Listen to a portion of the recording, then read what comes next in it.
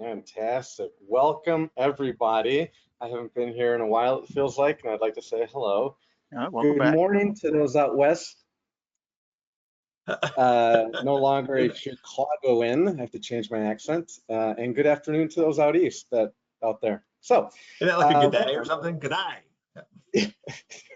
That's not an I. Okay, so welcome. Osh, Kosh, oh gosh. I'm sure it's a play like we always do, so it's a great title. We got a really good one coming for you today. Flying into AirVenture, why, the hows, all that. So, as always, generously brought to you by Jepson, ForeFlight, and Boeing. Wonderful. We like them. Yeah, they're friends, you know. So, all right, and as always, we have to go over these things because, well, as I've mentioned before, and I haven't actually said, we've had some issues in the past. So let's not have those again. Please, please, please. This is what the right side of most people's screens look like, okay? And this is on I think this is my iPad actually. You'll notice that there's a browser below and there's the iPad on the right. Look at this to ask questions. We aren't giving anything away today, but when we do, this is where you do your responses to get something. This is also where you ask your questions, okay? The order, don't mind that. This is just where you click to ask questions, okay? If you feel like your question was asked first and someone else got, doesn't matter. The admin is completely different on our side, okay? So, next slide. All right. Hey, it's you. This is moi. So, Pablo Maurelia, coming to you from the Denver area. That's right, I moved. Senior Director of Flight Training Technology, all things AFTA, which is the AOPA Flight Training Advantage, and any other tech stuff that goes on when you can fly that I love to do. I am a pilot, of course, and your host, your moderator, if you will. So, Chris? Let's do it. I'm Chris Moser. I'm the AOPA Foundation Senior Director of Flight Training Education. I am a CFI of some multiple variants there, and I worked with CFIs in flight schools. As always, I'm glad to be here as always as well. Yes, sir. And this is pretty important here. I haven't said this in a while, but say hello, Stephen. Hello, Stephen. Always for you, man. Introduce yourself. There you go. Team coordinator, photographer, runner. Yeah, coordinator for Flight Training Initiative. I try to keep these guys on track. It's a fun challenge. Yeah. Now that we're distributed even more longer lengths here, well, that doesn't make sense. Cross different time zones. Oh yeah. That's right. That's right. It's still breakfast for me. Okay, and lastly, but most important, honestly, here. Yeah, esteemed guest here that's going to give us everything we need to know about AirVenture and flying into it. Jill, please introduce yourself. Hi, everybody. I'm really thrilled to be here and excited to be talking to you about flying into AirVenture. I've actually flown in about 4 times, twice with another pilot, once with Cherokees to Oshkosh, and once by myself. And the pictures on the slide, the top 2 are Cherokees to Oshkosh, and then the bottom one is me last year, right after I landed, and I was exhausted and thrilled. But so proud of myself. So happy to be here. And thanks for having me. Jill, you're smart because you did Cherokees, so I appreciate the low wing, as that's where I learned to fly as well. These upper wing people, I don't know what the heck they're doing. Hey, you have to lay on the ground to get shade. Bring a Cessna, you got a built-in shade canopy. There's no camping under the tent of a Piper Cherokee. That's right. Not glamping by any means. All right. All right, next slide. Hey, okay. That's the most important slide. That's right. So always we take a couple minutes, as you know, and we will get to it. So I know there's probably going to be someone who says, hurry up, get to it. But reminders, yes, you get wings credit. Yes, wings credit is available. Yes, you will get wings credit. Just remember, it's for the email that you registered with. Very important. If you signed in with anything else, can't do much. You can write us, maybe write Stephen, and maybe he can hook you up. But it has to be with the registered email. As always, this, yes, is being recorded. Yes, you will be able to see it later. As always, though, please wait a fair amount of time, as it takes at least 24 hours to get these things up. And on YouTube, you can find us on the AOPA Live channel. There are several other webinars and podcasts, that kind of stuff on there. But if you search for the best one of Don't Get Rusties, that's us. Also, you can find us on AOPA.org webinars page, as you can see there. It's webinars.aopa.org. airspace.org. And again, do your search on your favorite webinar, which is Don't Get Rusty. Next slide, click. Completely There are- unbiased opinion. There are no other steps you have to do for wings credit. I will pull the list at the end of the presentation and take care of it. If you don't have the correct email, contact me at ftinitiative@aopa.org and I will change it over so it gets credit to you. That's ftinitiative@aopa.org, ftinitiative@aopa.org. Okay. All right, now, quickly, as always, we like to bring to light things that have happened in aviation, since we all are fans of aviation. Maybe you didn't hear about it, maybe you didn't, but it's good to remember. July 21st, 2011, Space Shuttle Atlantis landed at the Kennedy Space Center at Cape Canaveral on a 13-day mission. Look it up, it's pretty cool. Space Shuttle was awesome. Click. Next. All right. Let's There's start our off, poll. as we always do, there it is. Roll the poll. How many times have you flown into AirVenture? Jill, we already have your answer, and you gave us an about 4. Can we finalize that with 4? Yeah, I will finalize that with 4. Thank you, thank you, thank you. Chris, ever? I have not, no. So that'll be something maybe for the future to make happen. Fantastic. I did fly in once, but it didn't count because I was on the back end of a Pilatus. So, but I did. So it was like a half. It's like a half a bathroom in a house. So yeah, it kind of did it. But this is where the about 1 comes in. But it was with a seasoned pilot that had done it many times. So fun stuff. Hey, look, we got lots of people getting in there, 74%. Let's try to get it up to 85%. Yeah, this is quick. Really, you guys time yeah, in. you guys are good. Usually we wait. We're like, all right, if we can get to 70, we'll cancel this thing. And there's 8. Let's do 3 more seconds here. Come on. Come on. 81.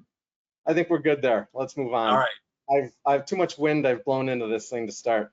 All right, so as we close the poll, look at that. Too many to count. I'm becoming a regular. Okay, cool. Just a few, none yet. Okay, so this is going to be good.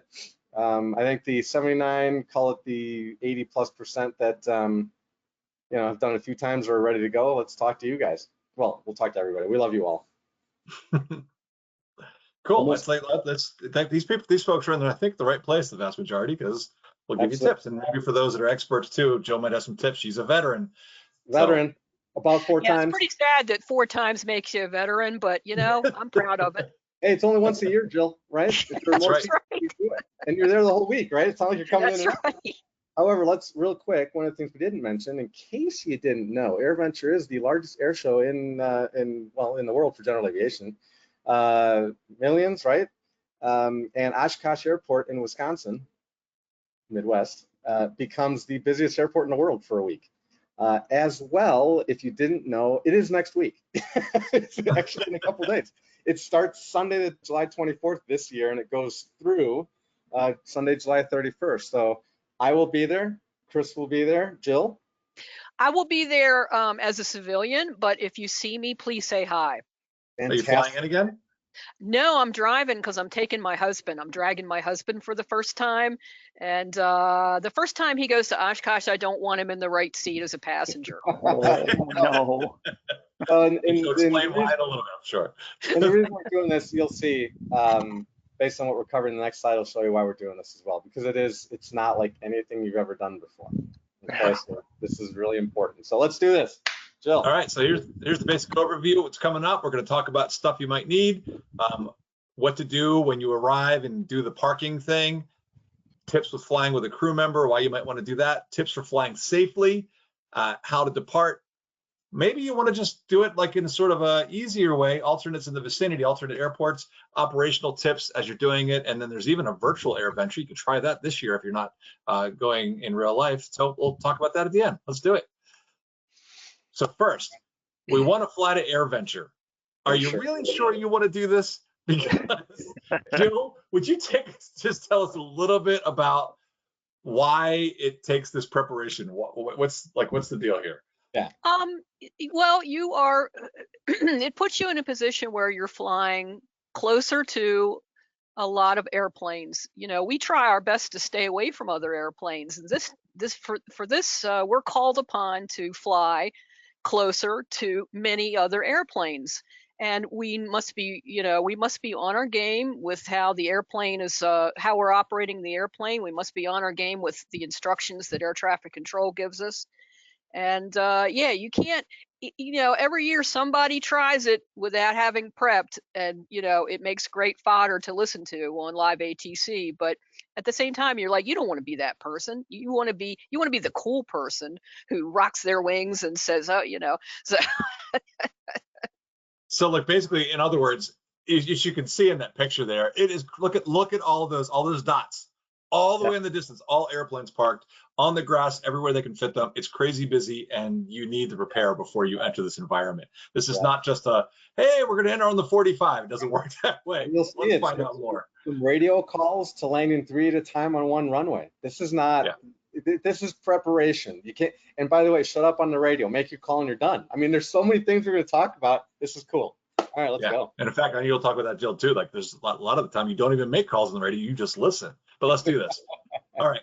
So the first thing to prepare for is this EAA notice. We have a handout available, and there's a link to that. We've got a bunch of good articles from AOPA in there as well, but we do have a link to the EAA's thing. And I think, Jill, you even provided a link to some videos. Tell us about this EAA notice and what our listeners should know. So this is the notice. Most people are going to call it the NOTAM. It is many pages, 30 to 40 pages every year. And it covers everything about coming to the show and departing from the show. And not only does it cover the procedures for VFR pilots, but for those of us who are going to fly in on instrument flight rules, they have their own set of procedures. And there's also procedures for people who are coming in turbine aircraft and warbirds, because they go faster than the rest of us in most cases, and they need their own set of procedures to follow. But everything you need is going to be in this notice. So you want to get it, you want to sit down with it, and you want to just absorb it. Okay, it's not the kind of thing where you want to have it open on your lap for the first time as you're flying into the show. No, please don't do that. Just look at it. Sit down in your favorite chair, look at it. All right, so it's obviously something that needs to be done well ahead of time. There are videos. I know that EAA did a webinar, whether it's coming this week or it was a couple days ago or something. It's on their website, but check it out. Prepare. If you have not done all this and all this preparation yet, you're not likely going this year, but you can start getting ahead for next year. So let's take a look now. Let's say you've done your preparation. If I can click, there it goes. So the flying, the arrival in, and we're going to assume we're talking VFR here. I don't know if you've done it IFR, Jill, but for VFR purposes. Okay, so for the VFR, which is the vast majority of what people do, there's this FISC arrival we hear about all the time. So what? Yeah, I know. The what? What's an arrival? Yeah. So EAA can't have everybody coming from all directions into the show. So basically what they will do is funnel you to the show by starting you at a series of waypoints. And then you will follow those waypoints and in a conga line of airplanes. And then when you are spotted by air traffic control, they will then give you the go ahead to land. So that's a very rough description of the arrival. Okay, and then obviously all the stuff is laid out in detail in the notice. I know one thing that we did not put on the slide here, but we were talking about this, is that now and they've actually published the waypoints for the GPS. So it's like if you are doing this, the waypoints you can now put into your GPS to help you navigate. It's like I know you mentioned this yesterday, Jill. There's stuff like the landmarks, like there's the railroad tracks and the lake and so on. So there's the GPS things, but can you give us an idea of how that works? And is it difficult to see these landmarks as you're going in, or?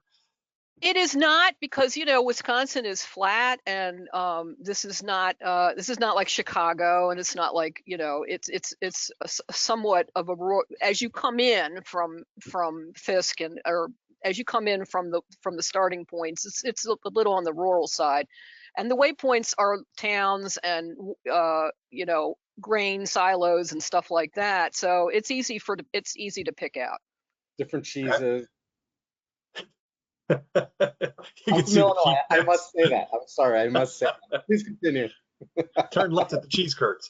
All right. So then the other part is obviously there's the speed issue, and I know we had some questions that came in even before the broadcast began. People asking about this thing with slower airplanes. What's your experience been with that? With this idea of speed and obviously all this range of all this huge range, the different speeds. Like, what's your experience with that? So it wasn't. If I'm recalling, it's 90 knots, and for most people, and if it wasn't an issue in my Cherokee, because that's what I would, chug along and do normally, 90 to 100 knots.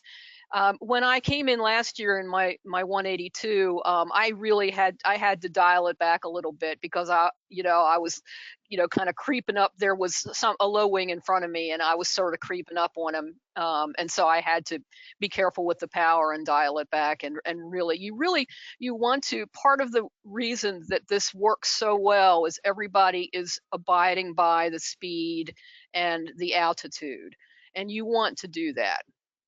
Great, and obviously we even emphasize it right there, the stay at the advised speed. But what about this part too? We know that it's so busy and there's so many aircraft. Can you kind of describe this idea where like you make the initial call, I guess, or whatever? Tell us about that radio part of it where it's like you make the initial call and at some point they're literally just saying, this Cessna, do this, and you just rock your wings to say, yeah, I heard you. You're not making any radio calls, Chris.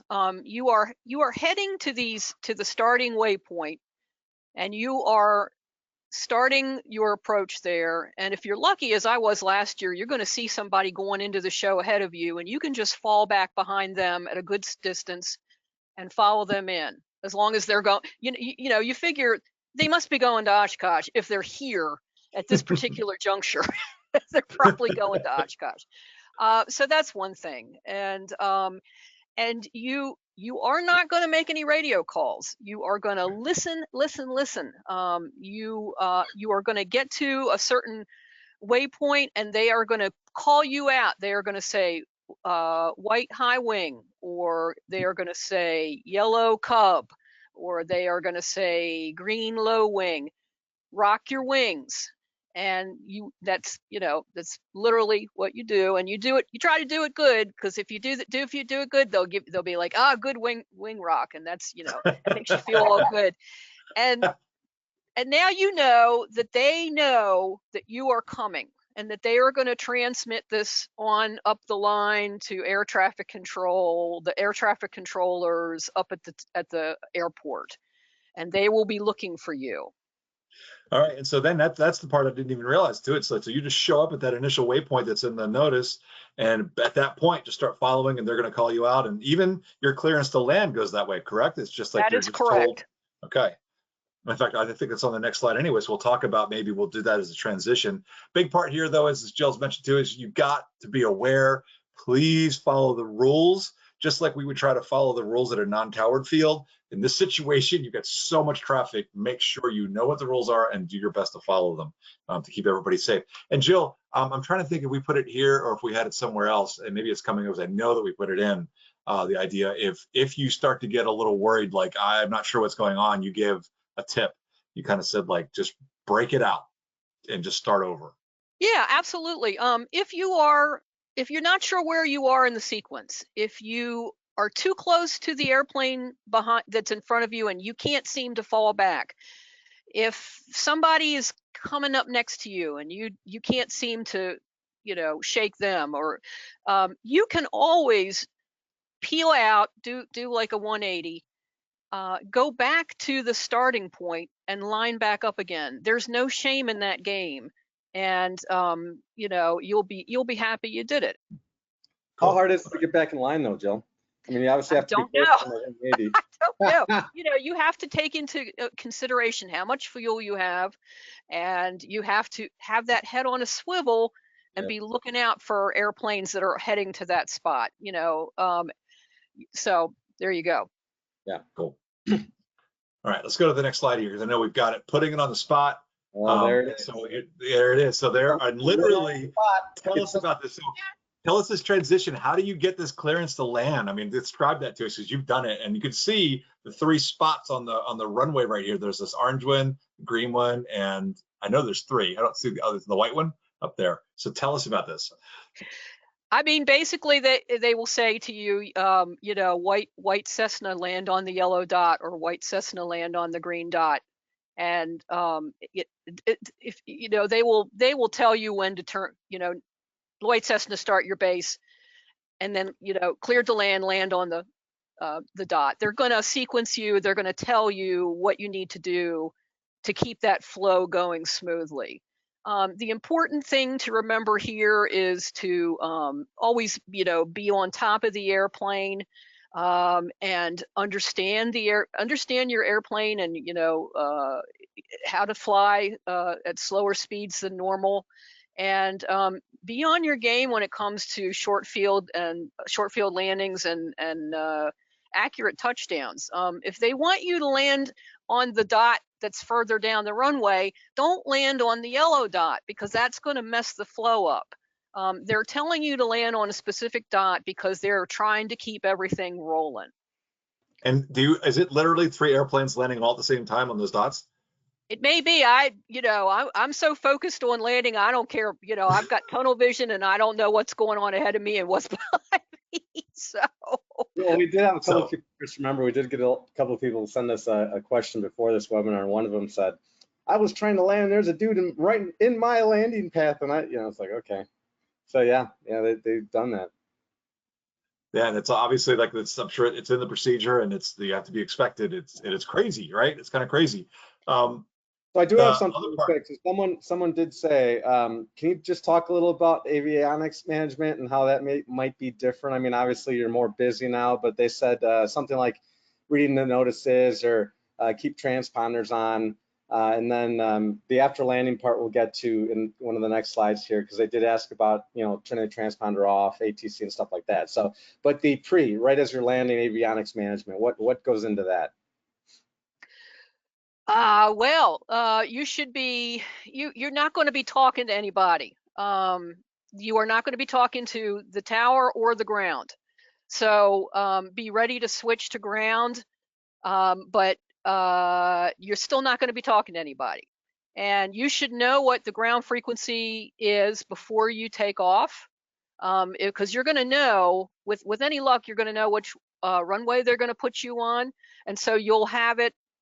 That's also another thing that's in the notice. In the notice is the tower and ground frequencies for each runway. So if you know you're going to be landing, and I can't remember off the top of my head what the numeric is for that runway, but if you know you're going to be landing on that runway, you should have your ground frequency dialed in and ready to go, you know, on standby. But again, you're not going to be transmitting. So in other words, and just to clarify that, so it's like when you say, it's not that you're not talking to anybody, so you're just not going to be replying. You're going to be listening and getting directions and just following those directions based on that. Absolutely. Okay. It's another reason why this works so wonderfully, is that, can you imagine if everybody coming in was allowed to say, oh, cool, yay, thanks, you know? I mean, that would be a mess. What do I do now? You know? Yeah, I mean, the orange dot or the green dot?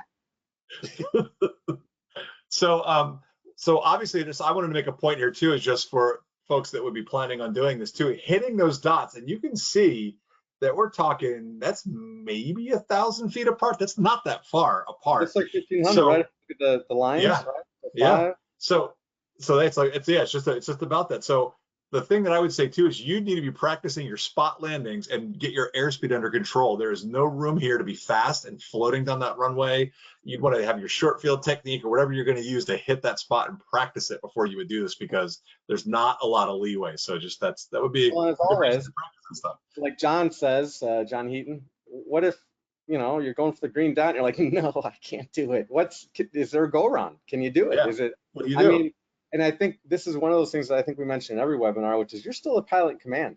If you can't do it, I mean, don't do it. I don't think anybody's going to get on your case if you decide to go around because, one, maybe someone's too close. Two, you feel like you can't do it. You're PIC, man. They can't tell you, you must land. How dare you?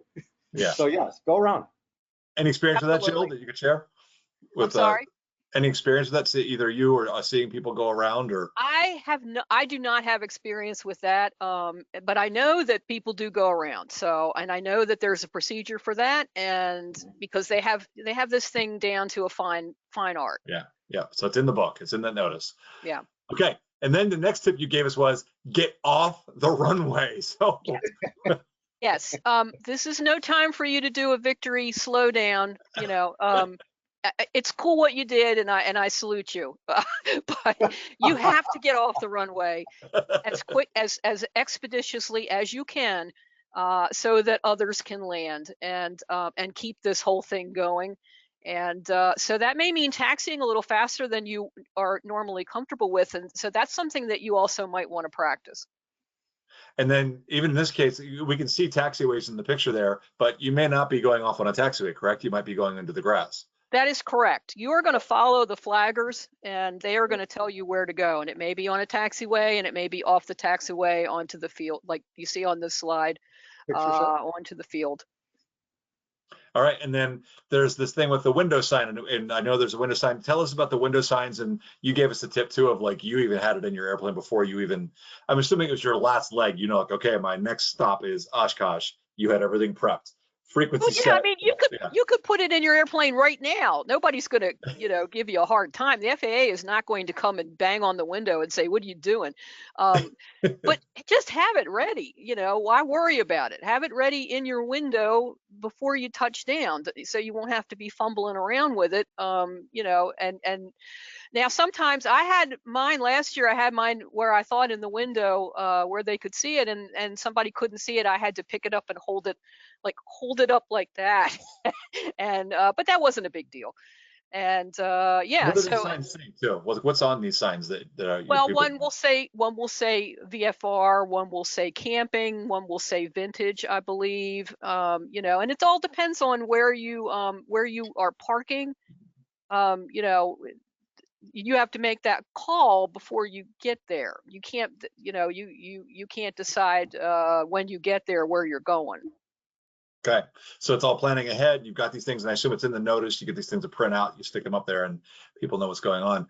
With the marshalers, did you? I don't know. I'm assuming you'd want to know your marshaling signals, and it's probably something a lot of us don't necessarily know. It's in the AIM, but it's like, how often do we get marshaled? But for this, that's a different story, right? I mean, right. What are your recommendations here? Right. So brush up on your marshaling signals by all means. The volunteers are very, very efficient, and they know what they're doing. But I found myself taxiing, and mind you, I was off the runway at this point, but I found myself taxiing extra slowly just to make sure that I was following directions and going in the directions that they wanted me to go, and doing, being extra safe, because it's a lot of people, and you have to be, nobody's, you want to think nobody's going to dart out in front of you, but you always want to be prepared for, that possibility. So it's that idea, and I think Pablo, you made the comment yesterday when we were doing the prep. You said along the lines of, it's like, we want to follow the marshals. You need to know what they're asking you to do and pay attention to them, but at the same time, you're still in charge of the airplane. So it's that balance of, you still can't hit stuff just because they told you to. Well, Exactly. and Jill said earlier, head on a swivel. Same thing here. You don't know. I mean, you might be running over something they didn't see. There might be someone standing there doing, it happens, man. So yeah, absolutely. This is always a PIC thing, no matter where you are, right? It's not just Oshkosh, it's all the time. Yep. Cool. And that's it. We did the use caution, review the signals, and then taxi onto the grass. I think we've covered the taxi thing. So now the part is, we've gotten... Real quick though, when we land transponders and stuff like that, are we asked to do any of that? Is it covered in the notice? What are we looking at for that kind of stuff? I think you skipped one. The hunkering down, but yeah, Pablo just had that question from one of our viewers. He said, so someone's asking about transponders. Are you overwhelming ATC if you leave it on? Should you take it off? Should you just not do anything and just follow marshalers? What are we doing when we land on that? I believe you are directed to turn it off. That is laid out in the notice, what to do with your transponder. Okay, this person didn't find it. That's why they asked. So okay. All right. Well, look again, because I didn't look at it before to start, just to make sure. But yeah, it's just We'll take a look again later, but thank you for that Right, question. check the notice. And in that case, I would think that, it's like, obviously the notice is the key thing. Follow whatever that says, but I could see how it might make sense in the sense of getting when you're on the ground to potentially turn it off. So, all right. So now you've gotten your taxi, you've made this adventure, right? You've gotten off the runway and you get to where you're going to park. One of the key things, I know we spoke with another colleague of ours, and Jill, you agreed, is this idea of you need to have tie downs. And the best one apparently is this claw thing. Can you tell us more about your experience here? We've used it. Oh, you weren't there, Chris. Sorry, sorry, Jill. So the claw is unbelievable. So I was at Sun and Fun, and we had an extra 300 parked there, and they used the claw, and I'm telling you, it was an anchor. That thing, once it's down, it didn't move. It was unbelievable. And it's got what, big spikes or whatever that go into the ground. And yeah. So it's three, right? How do you, three posts with the big, with big nails. and so when you put it in there, man, I mean, because it's kind of like concave, so the three, right? And so when it goes in, it's unbelievable. It just holds, man. It was great. Cool. We didn't touch it, look at it, move it, anything the whole time. It was actually hard to get out. That's why I know that our colleague David Toulis had mentioned too. He says bring a hammer to get the thing out. Yes. Have a hammer just to be able to remove those from the ground. It's so hard. Yeah, that's like, absolutely true. But anybody, I don't know. I gotta get out of here. Anybody got a hammer or something? It's funny. So yeah, so having that, and that is available, by the way, if you're planning on going, you're looking for one of those. I think Sporty's has them, Aircraft Spruce, both AOPA sponsors. So you can check those out and find the claw. So once you've gotten the tie down situation set, because it's not like you're going to pull up to some sort of hardened tie down. There's just too many people. They don't have tie downs all over the place. You have to bring your own, and rope as well, the appropriate amount of rope. Do you ever see anybody that has trouble tying down? Because I know that some folks are lucky they get to keep their airplane in a hangar and they may not tie down all the time. How to do that properly? I mean, I don't see people struggling with that. No, you know, I have heard people say I've never seen like chintzy tie downs, so I don't know if they exist, but people say don't bring chintzy tie downs because you know there are thunderstorms. Sometimes there are winds that come through, and you do want to be prepared for that and keep the airplane as safe as you can. Absolutely, yes. We've been there too. I know all of us been to shows and stuff, and the thunderstorms rolling through, and they can get pretty sketchy. So yeah, want to keep your airplane safe. Right. And then if you do need a review on how to tie down knots, we have on the handout an article from AOPA that talks about how to tie it down properly. So check that out. And it's a good thing to practice too, especially again, if some of the folks are lucky enough they keep their airplanes or their school's airplanes in a hangar, learn how to tie down. All right. So then this is something you added in, Jill. I know this AirVenture fee and registration. So once you're sorted out, you've got the airplane shut down, you're tying stuff down, you said somebody is likely to come up and ask you about, have you been registered and have you paid the fee? So tell us about that. So they have teams of volunteers who will go from airplane to airplane as you come in. And that's another cool part of flying into the show is that you open the door and somebody says, "Welcome to Oshkosh," and it's just a little thing, but it's so cool. And they will see, are you registered? Did you register? Do you need to get registered? They'll help you with that. You are gonna, depending on how long you're gonna stay and depending on whether you're camping, you're gonna pay different levels for that. I also want to mention, getting back to the tie downs, that if you land and you don't have a tie down kit, and this has been a few years since I heard this, but I have heard that EAA will require you to buy one of their kits. So. And you said they are not cheap necessarily either. Show price. So if you got to buy a tie band, buy your own tie down. Buy the one you want. Exactly. All right, cool. And then the other part was you mentioned too is like we have that. I know we talk about this again later, but what about, it's like you just landed, you're excited to go see the show. You're probably not necessarily thinking about refueling at that point because you're like, oh, I'm going to be here for 4 days. But you recommended it might be a good idea to go ahead and make those plans at that point. So, yes, I found this out last year. I got to the show on Sunday. I had planned to fill up at the show so that I could just leave and get going, but I was going to leave on Friday morning, and on Wednesday I stopped by the fuel booth to make a reservation, and they said, oh yeah, well, we can get to you Friday evening. And I was like, oh, well, that's not going to work. So I went ahead and left without filling up there. And I stopped in Indiana. I didn't go too far, but keep that in mind. If you need to buy fuel at the show, and don't wait, get your reservation in and don't stress about it. Well, the Okay. other thing too is someone mentioned it is, it just makes sense too, is if you're not sure, maybe you have to go around, maybe, and I said it before, what if you do the 180 and then you can't get in line right away and you got to do whatever else and it takes another hour? Stop within 100 miles, fill up. That way you've got some for emergency purposes and for when you have to leave. So you can get to, Indiana's pretty far, but maybe Illinois, or you know what I mean? So you can get somewhere. Well, I was in the 182. I'm sorry. I love that thing. I got you. Yeah, that is big tanks on it. So, and then if you do need fuel, it's like this Basler Aviation apparently is the FBO there on field. Yes. They have a crew van that goes around the North 40. Can you describe to us what the North 40 is? We hear this all the time at the show, and I'm sure folks that haven't been there don't know what that is. Well, that is, I think, the main parking area for those who are staying and camping at Oshkosh.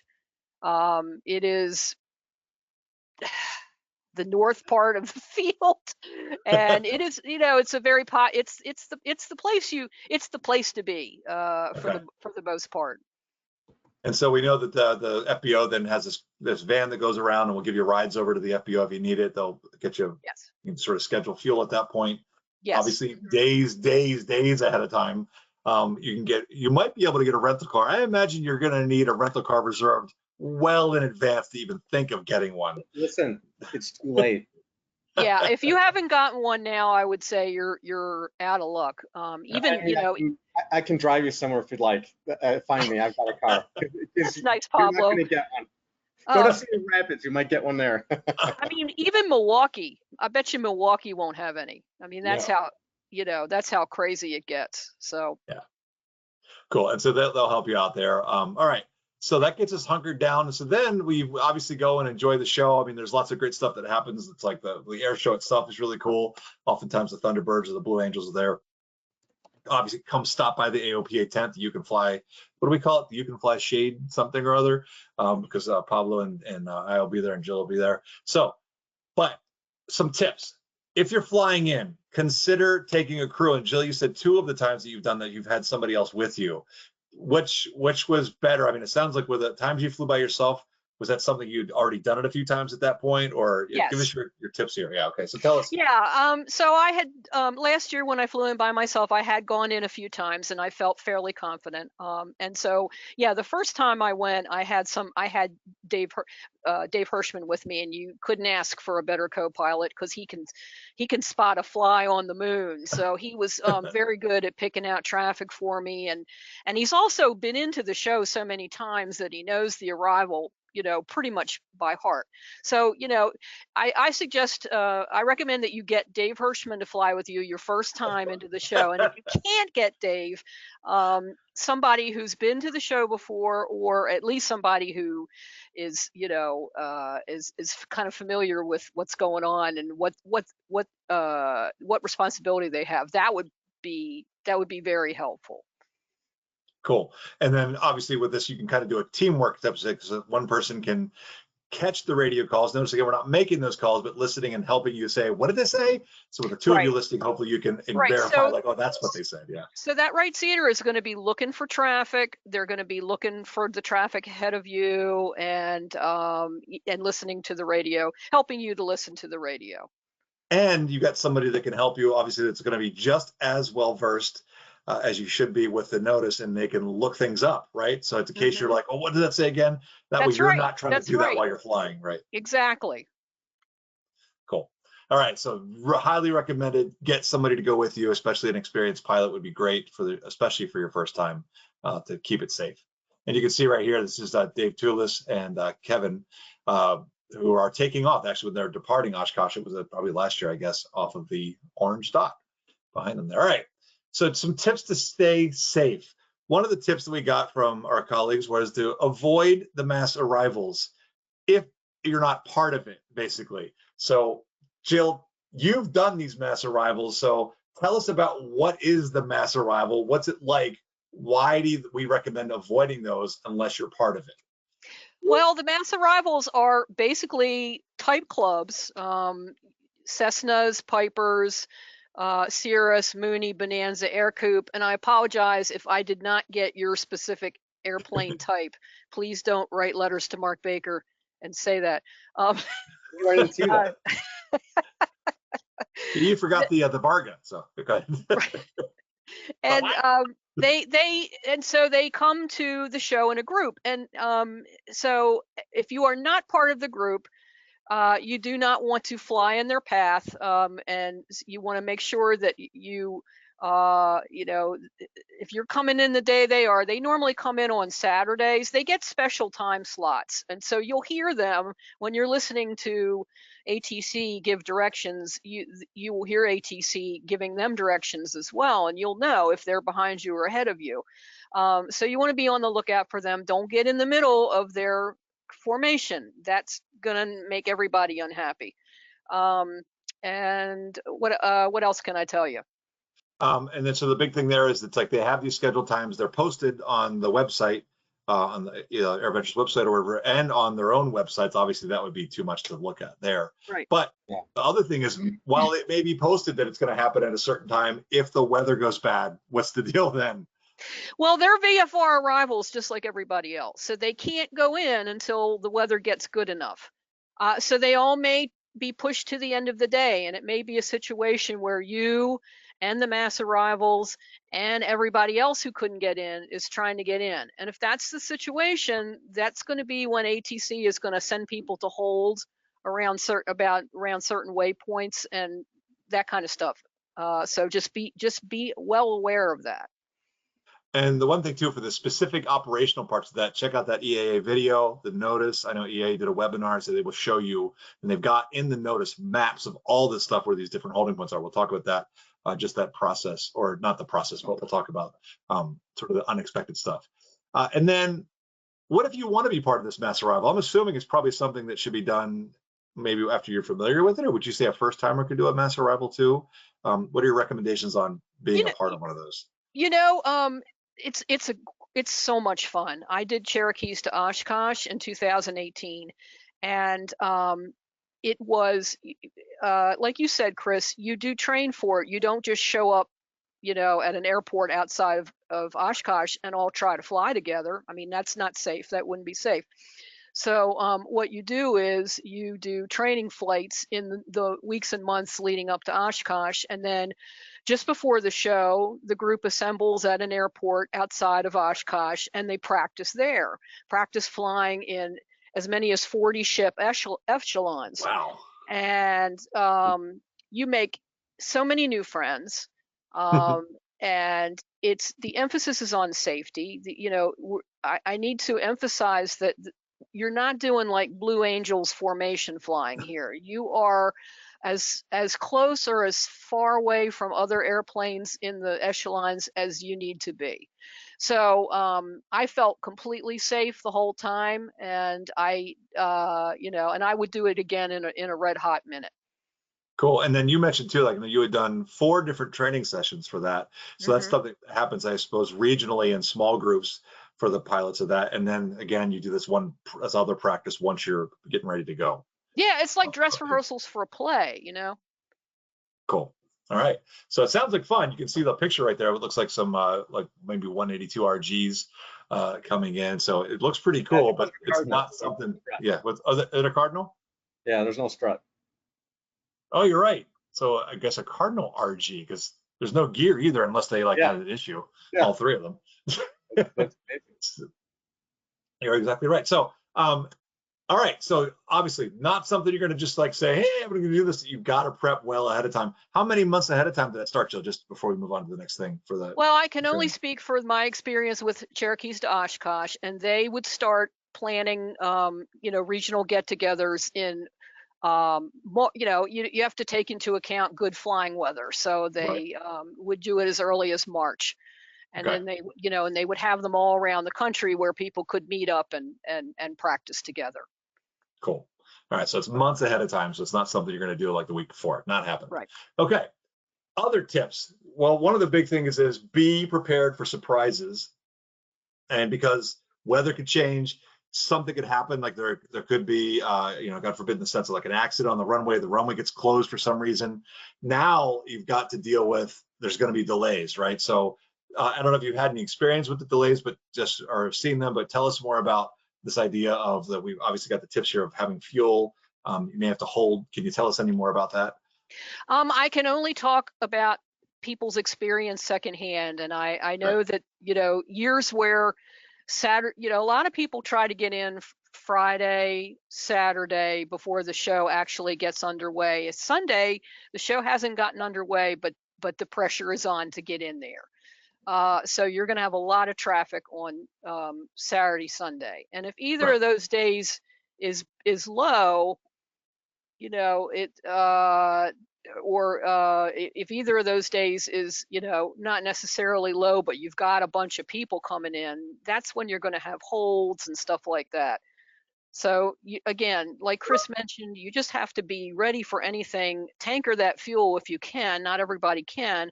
And again, if you're holding and you don't feel comfortable and you don't know that there's going to be an end to your hold, and you're worried about your fuel, get out of line, go back to an airport, get more fuel.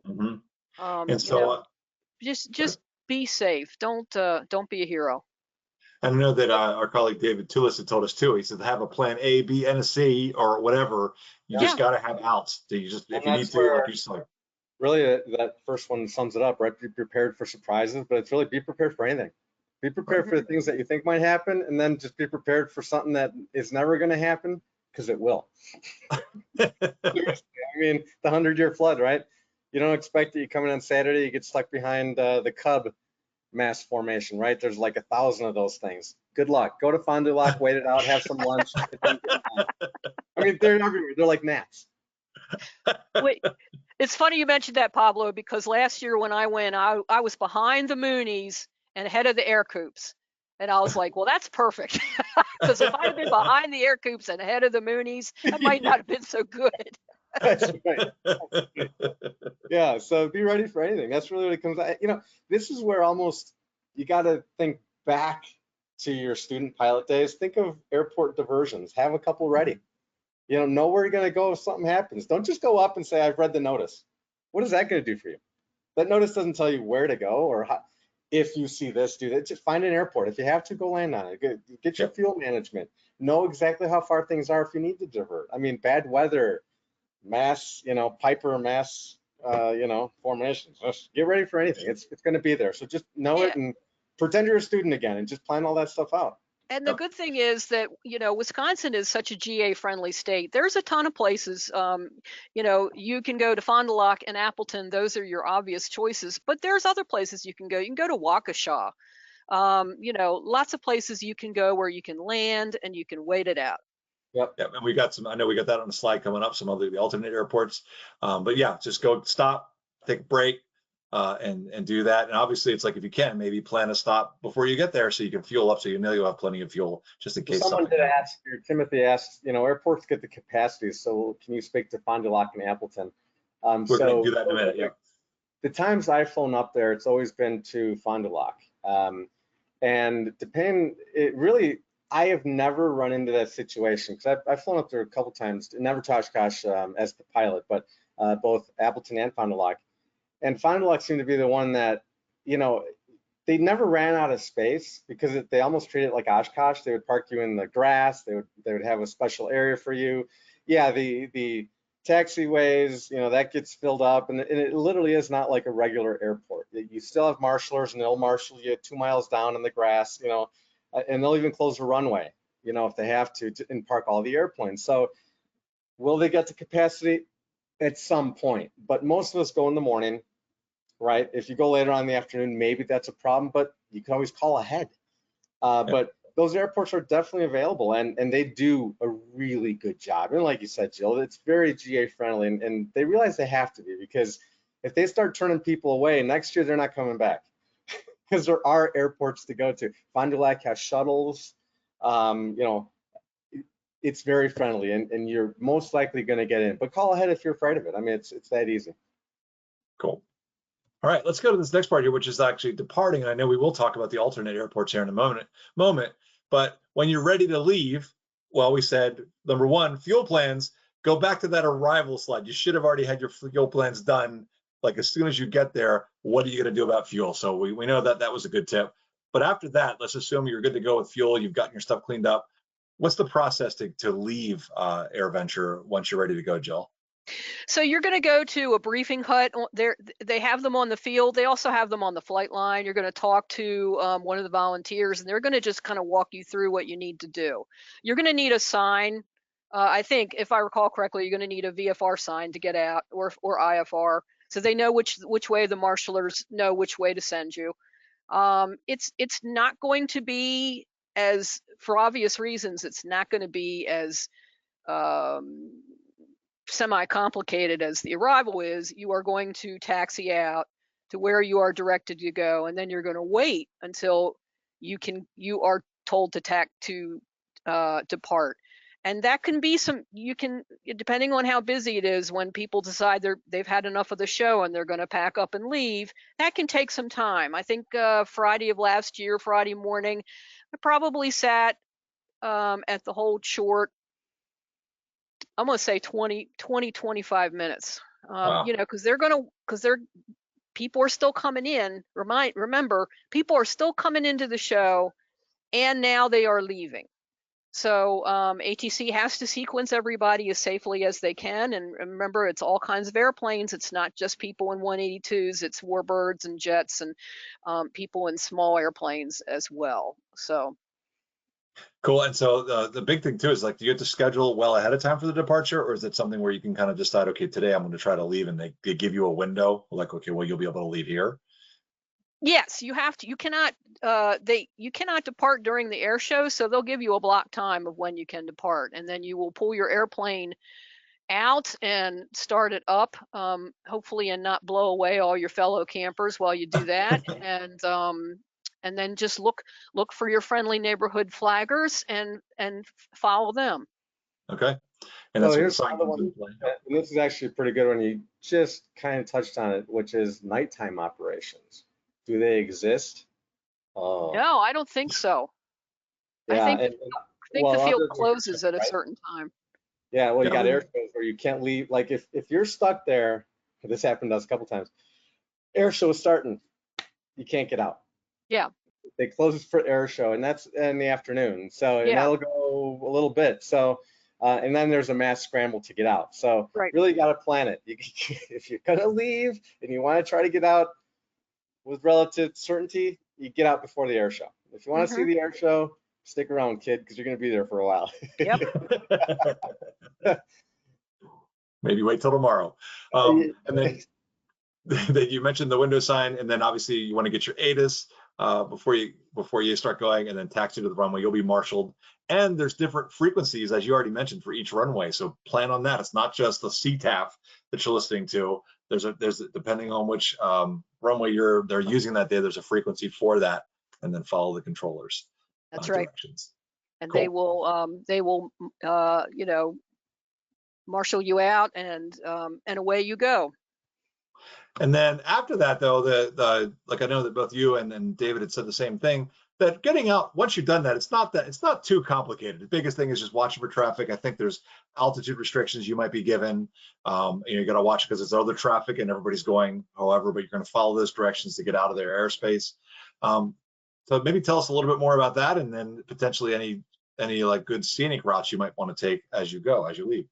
Well, I personally have not done this, but I have friends and colleagues who have, and that's to go up the Chicago skyline. And you know, if you stay at a certain altitude below the class Bravo, and you know, listen to the air traffic controllers, you can get a really beautiful, stunning view of the skyline there.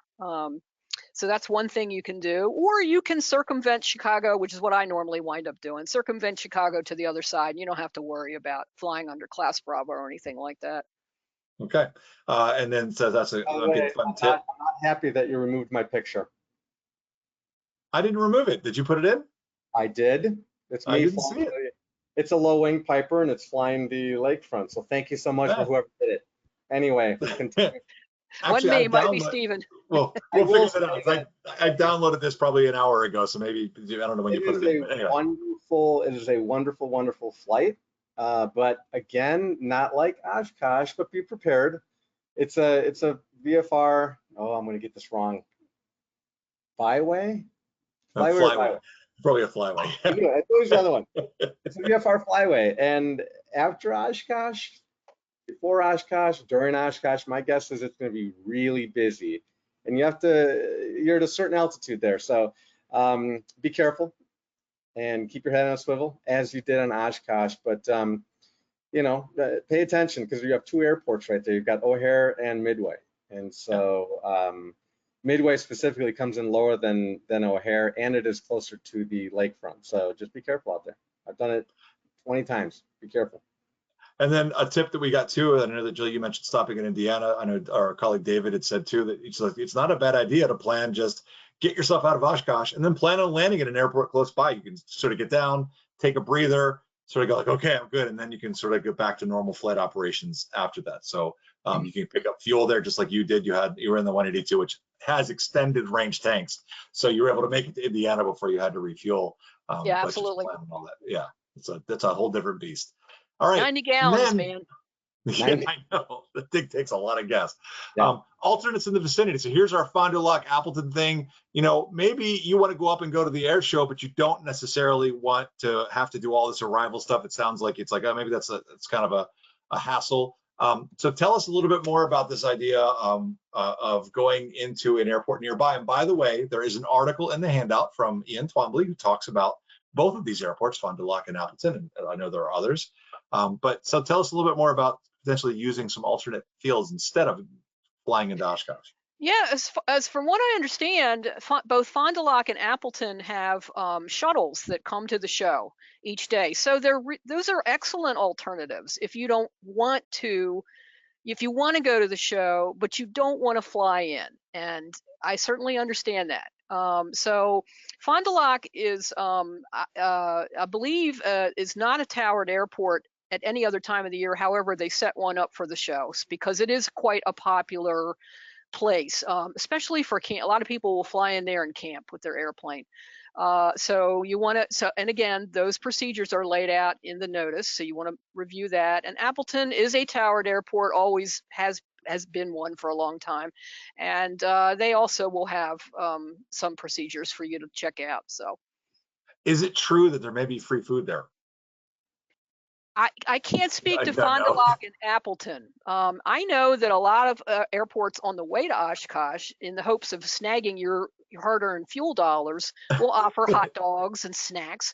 I can tell you right now, shoot, now I can't think of the name of the airport, and I was going to give them a shout out. Joliet Airport. I stopped there on the way in last year, and they had a smorgasbord of snacks and water and air conditioning. It was awesome. And Lima, Ohio, I've been there on the way to Oshkosh, and they would have hot dogs. So it never hurts to ask. That's right. So you never know. My hometown airport of DuPage Airport. DuPage. Chicago, West Chicago, DuPage Airport in your guides.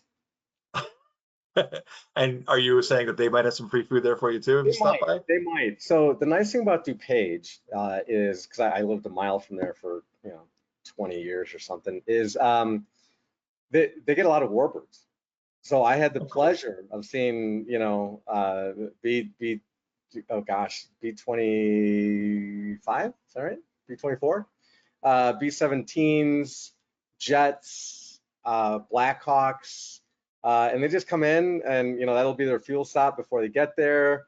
And you could see everything. So it's almost like it's like the pre-Oshkosh. It's pretty cool. Yeah, that was also the case, not to that extent, but there was some really cool airplanes that landed at Joliet while I was there. And it's like you get your own private little show, and you can talk to the pilots and whatnot. Joliet, which is KLOT, and DuPage is KDPA. DuPage is an enormous airport, so you're not going to have any issues with traffic. It is towered. It is Delta. It's a 24-hour tower. There's abundant fuel. There's services. They've got the Taj Mahal of FBOs. It's a really nice airport. There's 4 runways, so you'll never have problems with wind coming up there. So yeah, it's a great airport. That's all I can say. Joliet has a grass airport too, or grass runway too. Cool. And not to mention the other parts is you got the air performers. You may see them just like you guys were talking about. That Appleton apparently is especially the one where a lot of the performers might be there. So you never know who you're going to see. And then the seaplane base, I have been there on the ground, not flown in, but apparently it's a laid back place, shade trees. So if you're flying a seaplane, you want to go do that. That's another alternate than actually flying into Oshkosh. They do also have published procedures and frequencies, so make sure you follow those. All right, I know we're at the end of our hour here, so we've just got, I think, 2 more topics to talk about. We'll do that relatively quickly and get to your questions, and also turn those loose who want to get their wings credit and move on. But make sure that you have your EFB, your ForeFlight, or whatever you may be using. We'll call it ForeFlight because they are a sponsor. But have that updated, pre-download those charts. And Jill, you mentioned that you can even get the notice, the EAA notice in ForeFlight, correct? Yes, you can. You can get the notice in ForeFlight, so you can have it available on your iPad if you wish. But I also recommend having a hard copy in the cockpit with you, because I'm old school that way. And especially if you're, we warn here, be wary of it overheating. Keep it out of the direct sunlight because your iPad or device can overheat. And so that would be a good point. If it overheats, you're not going to have access to your notice. So having that paper backup is always a good idea. I've always said that. Have your camera ready, because you never know. I don't know if you've got any good stories about people you may have seen. I know that we've seen in articles and stuff, F-14s and all kinds of crazy stuff that you might run across as you're traveling to Oshkosh. Any good stories like that for you, Jill? You know, just like I said at Joliet, I saw all these great airplanes, and of course, when you're at the show, that's when I take all my pictures. Yeah, it's amazing if you have not been there to just check everything out. It's really cool. I love seeing all the warbirds, especially the Corsairs, one of my favorites. And then prepare. Would you agree, Jill? Is this like the big thing is? Yeah. So prepare well ahead of time. All right. It's like a check ride in the sense that, you know, if you over prepare, then you can be pleasantly surprised by how smoothly everything goes when you finally do it. Cool. And then finally, if you want to, maybe you're a little hesitant about doing this, you can try it virtually. We have this link on the handout as well for Pilot Edge. And they do a sim venture where they actually have, I think you have to check out the details on their website, but they have air traffic controllers. You may have to pay a subscription for that, but using your flight simulator, you can actually go in and fly the arrival on your flight sim and check it out. So give it up, and you can see here they have the rock your wings part and all the good stuff. So just something fun to try. All right. This is the official end of our hour. So for those that are wanting their wings credit, remember, you don't need to do anything to get your wings credit as long as you registered with the email that you use for the FAA safety.gov website. So, or safety.com, whatever. So as long as you've given us that email, you're good to go. If you did not use that email, just email us at ftinitiative, Foxtrot Tango Initiative at AOPA.org. And then Stephen will get you helped out. But Stephen, tell us about the passport. All right, Passport is a function inside the AOPA app. So if you haven't downloaded it, you can look for it on the various stores for getting apps on your device. Once you've got logged in with your AOPA login, you can go to the menu, Pilot Passport, and under My Pilot Passport, there's an option to redeem affiliate code. You put in the code from our unique webinar, you'll get an extra 1,000 points and some extra chances towards some of the occasional prize drawings that our marketing folks do who moderate the app. So it's just kind of a fun. It's got links to all the various airports in our airport directory, gives you information about different locations. It ties in and kind of gamifies checking in at different places. So they do some promotions. There will be some special ones for like checking in while you're at Osh, by the way. So check it out. All right. So just to reiterate, there's your code for the passport. And the big part is that it is for fun. This is not the wings credit part. So this code does not get you wings credit. It is just for fun. Pablo. No wings credit there. Is that what you're saying? Don't do that. This isn't wings credit. So there's still the code right there. You get some points for doing the Don't Get Rusty if you like to do that. Let's just talk. We'll just do a little preview of what's coming up next, and then we will stick around for questions. Jill has been very generous with the time. What's that? Always look forward to this part. Please show me what's next. What's next? All right. So the next episode comes up August 18th of next month, obviously, 12 to 1 Eastern time. We have to start doing this in Zulu as well. We'll start adding that on, Pablo. Yes, For you, 'cause that way you'll know what time it is out in Colorado. And then it's called Rated for Adventure. We've got a special guest coming on. And we will be talking about ratings that you can get, special things that are maybe more out of the ordinary, stuff like we can talk about gliders or tailwheel endorsements, or things you can do, other adventures you can have other than just getting like maybe your private or your instrument or commercial or something like that. So, no. And so do we want to reveal who the special guest is? Yes. I want to know.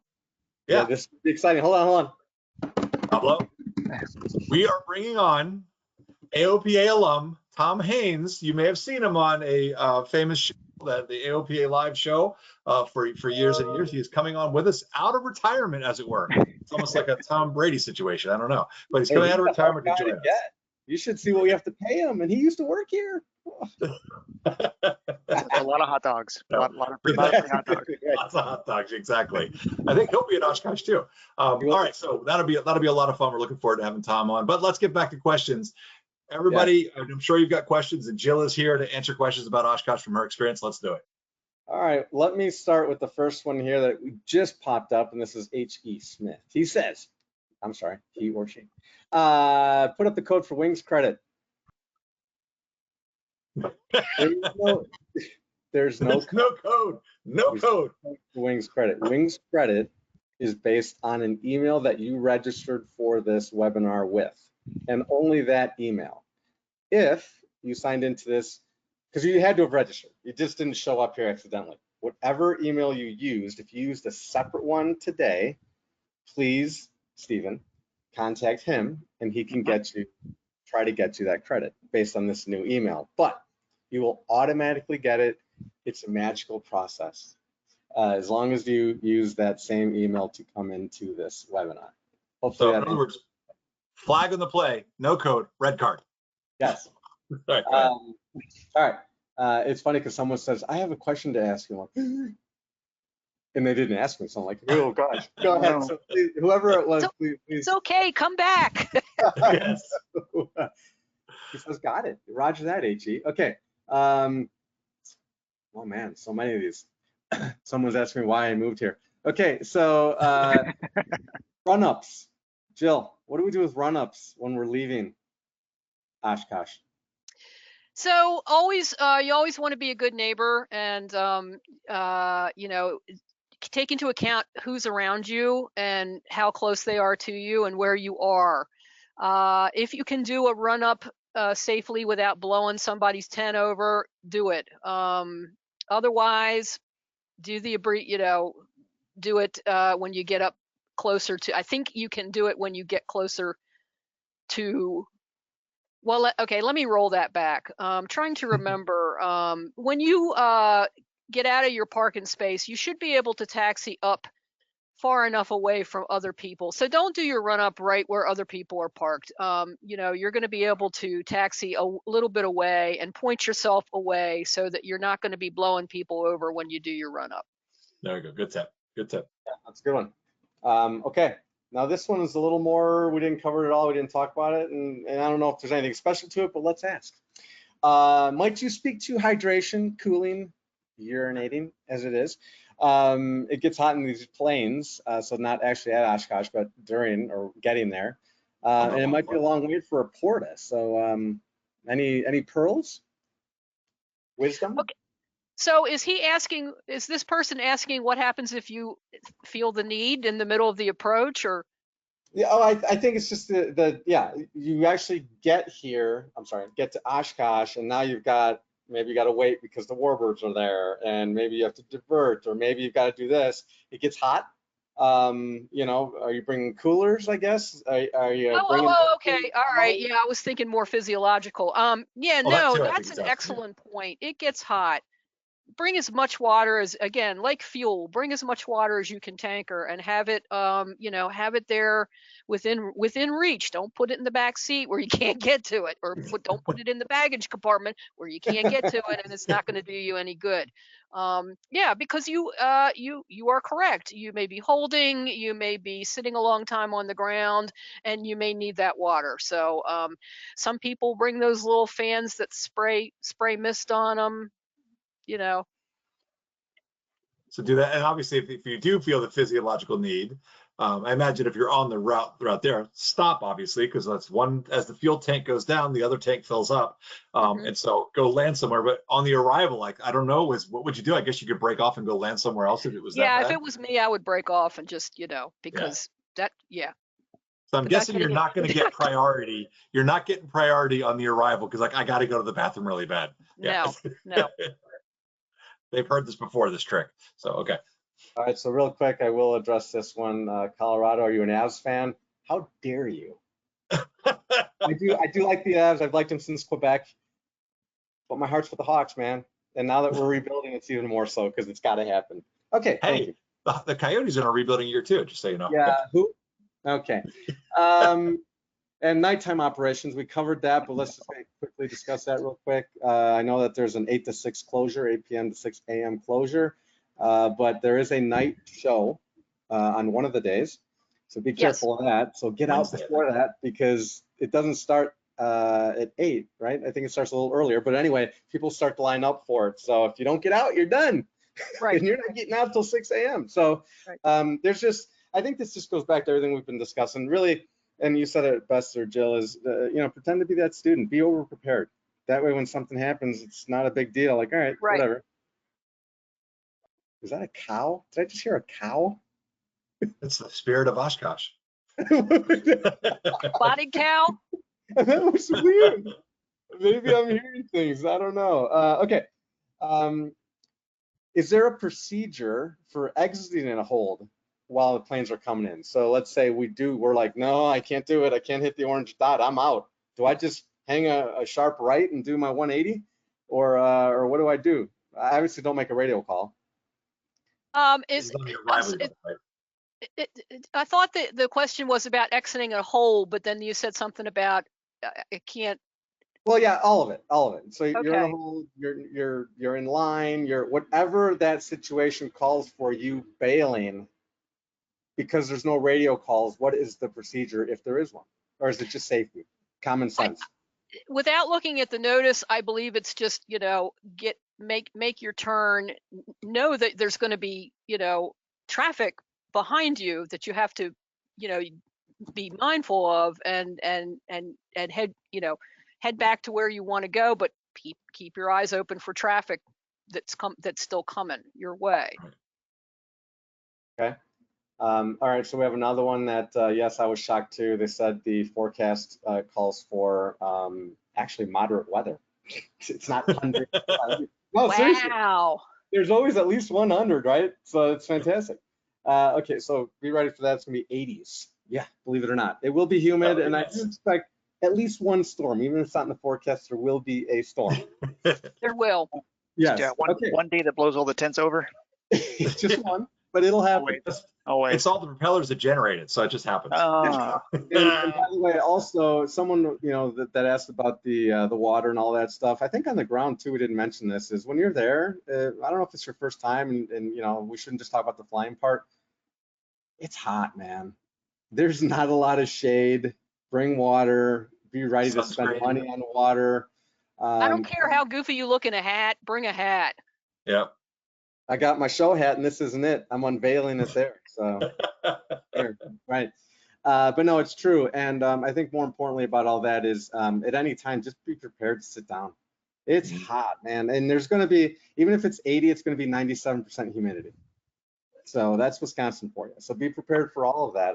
Don't come in jeans and a long sleeve shirt, man. If you have to cover yourself, I know Chris, the sun, right? Yep. Wear the lotion, man. Sunscreen, that's right. Bring sunscreen, but it will be unbearably uncomfortable. Come on by the AOPA tent. There'll be shade and hats for sale. Come on by. I will personally give you water. Oh, that wasn't good. No, you probably shouldn't say that. Yeah. The first 10 people. All right, approaches. Runways 27 and 18 require a short approach. Is there anything we can say about that? I personally can't speak to that. Anything on the short approach, Jill? Yeah, I'm trying to remember which runway I landed on last year, and I just, yeah, no, that's correct. You are going to make a shorter approach. It's not you're not going to be making your squared off pattern entry. So what you can do is kind of practice almost like a military circular approach to get ready. You know, when you're beaming the numbers at your airport, you know, just chop the power and see if you can, you know, pretend you're having an engine out and see if you can get yourself on the ground. Use that, practice that way, and because you know that is correct. It is a short approach. And in fact, if you want some guidance on that, check out the Airplane Flying Handbook. Does a pretty good job talking about the power off 180, which is actually a practice whenever you do it for your commercial. And I forgot to mention, but in Rod Machado's Private Pilot, I'm thinking. But anyway, yeah, so it's in some of the books. So check out the power off 180 is a good technique to practice just for good piloting technique anyway. Not to mention it, Osh. Good piloting technique. So someone wanted to know a little bit more about departures. Most pistons need a run up, but we don't want to run up in the parking area. Sorry, this is one I haven't read in advance. We've covered this. Read others saying don't run up in the taxiway, don't have designated run up areas. Can we just recover that? Is there or is there not a designated run up area? There is not. At least now I say this as somebody who parked in camping 2 times, and then 2 other times when I flew in, we moved the airplane onto the showgrounds. So there in the camping area, there was not a designated place to do a run up. However, it was you could get away from people and do your run up, if that makes sense. Yep. So you find some open area, yeah. So someone also said, and we've covered this, but we'll cover it now, if those that are still on, when arriving and getting off the runway, go to the grass or taxiway. So my response was marshallers. Yes. They are the gods. Watch out for them. Yeah, they are gonna be standing there going like this, you know, to get your attention and to make sure that you and the controller is going to say make the first left onto the grass, make the first right onto the taxiway, you know. So just be ready for those instructions. Okay. Have your eyes open. Don't be reaching down for, you know, flaps. Don't be reaching down for water. Don't be looking at your, you know, that stuff should all be taken care of when you land. This is probably the most important time of your life here, when it's going to be a sterile cockpit, let's call it, because you got to look for people.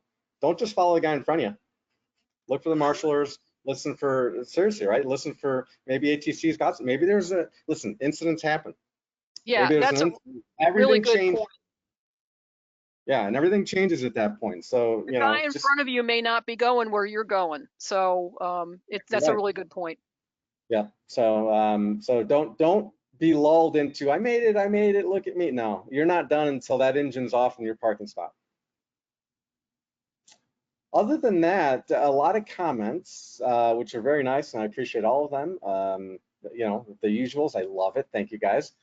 I'm getting a lot of, as you guys would say, odious crap for moving to Denver, and I appreciate that. Let's talk it Oshkosh. But there's a lot of comments, a lot of the things people have seen or done, so it would be way too long to go into each of them. And I think right now at 11:18 Mountain Daylight Time, I think we can call it. So I appreciate, if there are questions I missed, I apologize. I have looked at most of them, but like I said, they're coming in hot and heavy now, so it's kind of hard to get them all. Jill, I'd like to thank you for being here. Appreciate your insights. And experience. Oh, I had a blast. Thank you so much. I just want to, you know, I just want to encourage everybody to fly into Oshkosh one time. I mean, you will have a blast. Cool. Thank you. Stephen, thank you for running the turntables on the back end there. You had us a little well with that disco ball. Appreciate it. And Chris, I don't know if you're ready, but perhaps play us out once you go to this. Oh, see, here we go again. Wasn't ready. Oh, I got it. Take us to take us to the next slide, please, for the next I session. can't do that and play. My goodness. There it is. The next session. There it is. There it is. So remember, August 18th, 12 to 1 Eastern. I think it's 1800 Zulu. Special guest. If you like Tom Haynes from AOPA Live, you will absolutely love him here because he is as nice as he was there, and that's what he's really like. So He's actually nicer now because he's retired. yeah, it's true. It's true. And I'll tell a story about the first time I met him as well next month. So thank you to everybody and hope to see you on August 18th. Stephen. All right. Thanks, everybody. Thank you.